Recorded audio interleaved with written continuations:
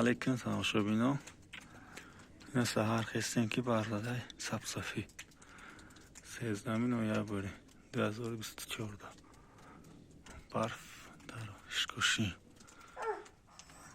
پومیر اشکوشی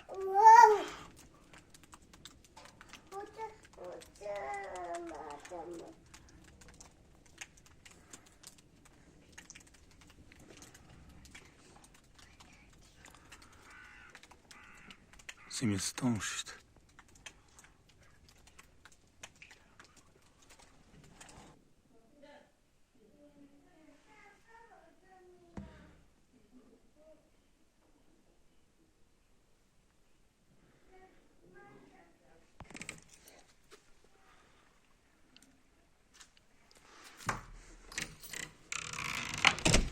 برف ببین.